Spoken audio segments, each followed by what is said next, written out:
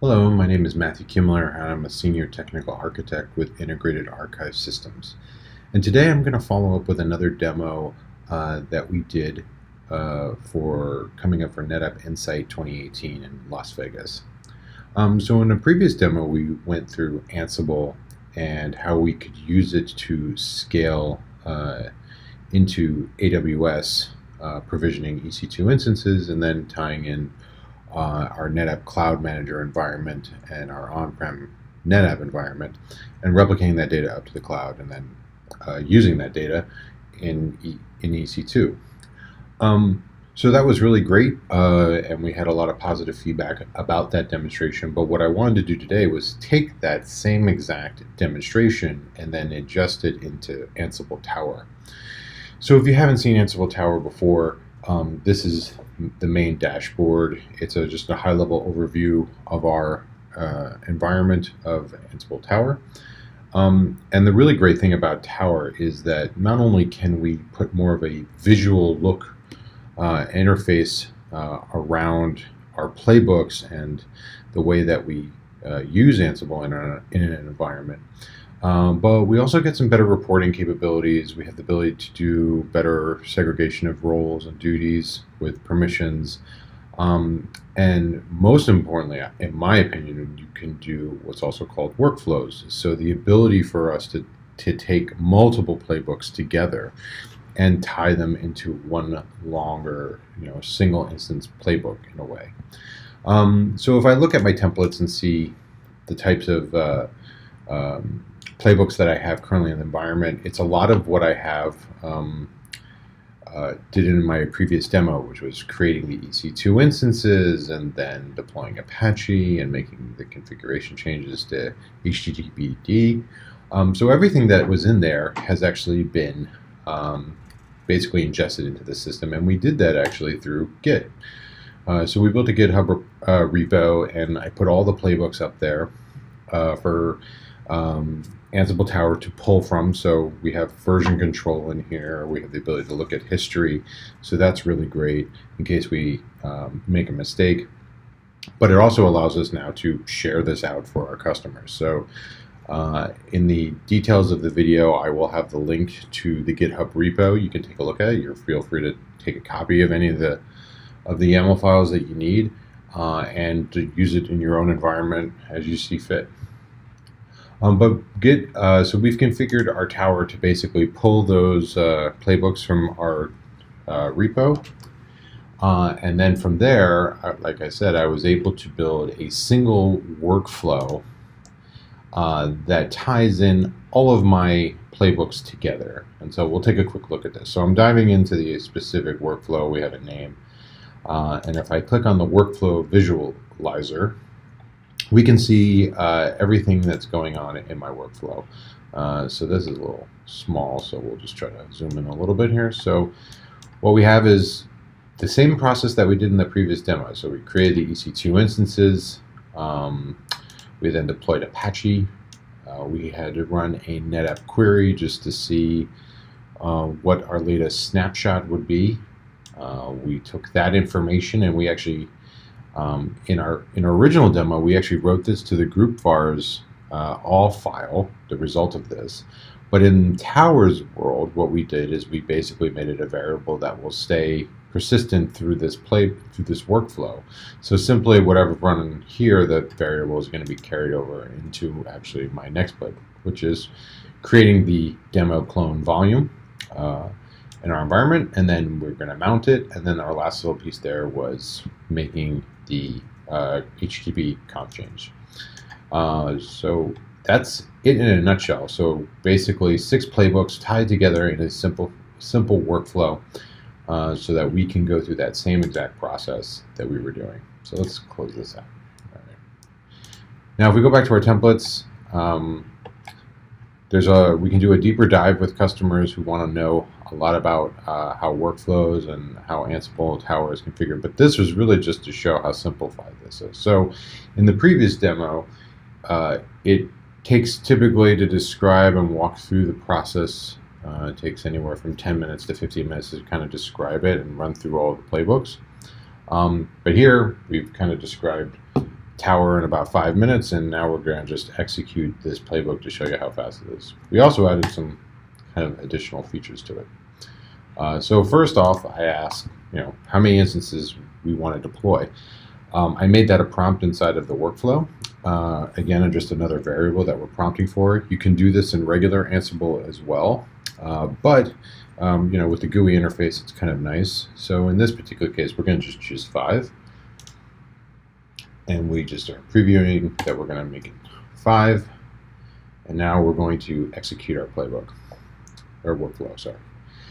So when the workflow actually executes on each individual item, it's actually going to ensure that it always gets, how I've configured it, always to ensure it gets the latest copy of the playbook from the repo. So it's always going to make sure. So there is a little bit of a delay before each piece is actually executed, just to make sure that it has the latest and greatest before it actually kicks off.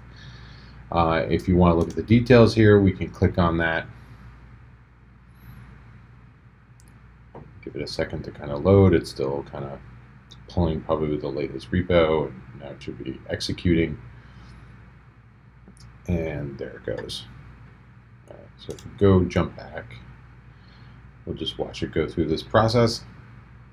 Now that it started that first one, I should be able to swing over to my EC2 and hit the refresh, and there we go. We started to see our 5 new EC2 instances spinning up. They are still initializing. Like before, the speed at which this occurs is all dependent upon AWS. It'll take anywhere from 10 seconds to a minute, maybe a minute and a half. It really all depends, but there we go. So we have our 5 Ansible Tower instances that we just spun up, and it's marked in green, and now it's going to just jump onto the next thing and go deploy Apache. Not so bad. We're still under 2 minutes here. We can take a look at the detail on this guy. See how that's looking. And you can see actually here where it's actually keeping the variable that it's actually collected, and it's passing it down to the next playbook if it's necessary. In this particular case, EC2 quantity is not required, but if it were for later playbooks in the workflow, it would already have the value, the value of the variable. All right, so looks like we've gathered some facts, and now it's going out to install Apache on those and ensure that the service is started. And there it goes. So that one's successful. So if I pop back, we can now go get the snapshot information. Yeah, so it's taking about a minute per runbook, per playbook to execute here.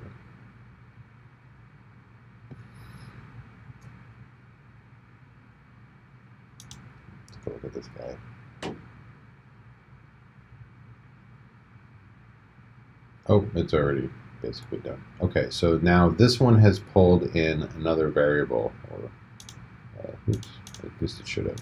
Just go back here to my workflow. And let's take a look at this demo clone.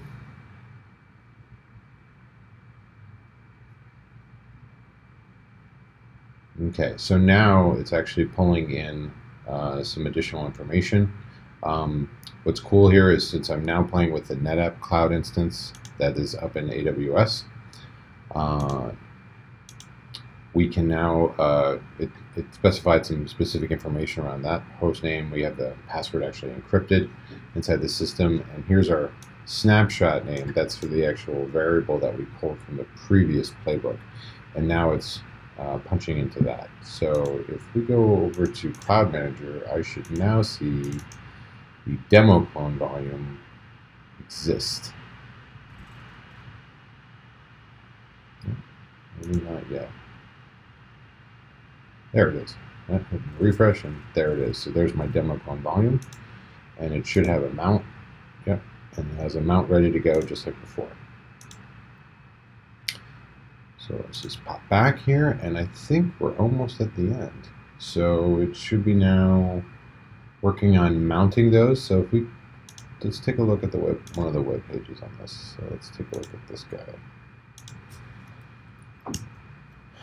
Okay, so we have you can see that we have Apache installed on this guy now. So we have the default banner page, and if I go to oh, it's not yet finished. Oh, it just finished doing the mount. And so now it's doing the last part, which is the HTTP configuration copy, which will now should allow this to view properly. So let's just give that another minute.